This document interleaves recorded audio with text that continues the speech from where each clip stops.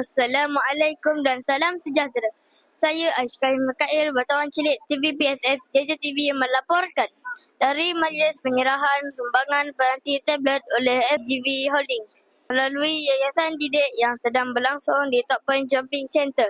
Majlis ini telah berlangsung dengan penuh meriah dan disertai oleh wakil FGV pihak sekolah serta pelajar-pelajar dan ibu bapa yang menerima tablet sumbangan ini.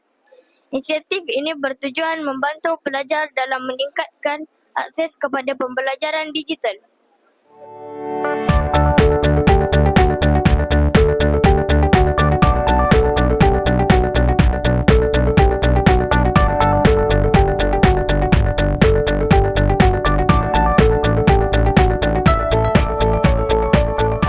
Sebanyak 252 tablet telah diserahkan dan ia dijangka memberi impak besar dalam meningkatkan motivasi serta pencapaian pelajar dalam pembelajaran harian mereka.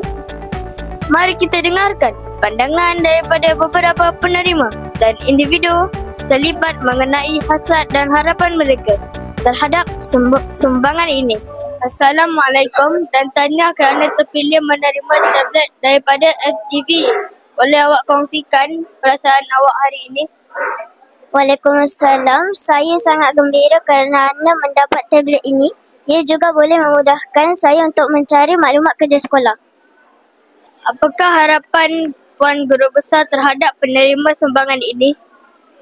Harapan saya semoga murid-murid yang menerima sumbangan tablet ini dapat memanfaatkan dengan sebaik mungkin dan dapat menggunakan tablet yang diberi ini untuk sesi pengajaran dan pembelajaran di dalam kelas, dan secara tak langsung juga dengan sumbangan tablet ini murid lebih minat untuk belajar dan minat untuk hadir ke sekolah dan menjaga dengan baiklah tablet yang diberi ini.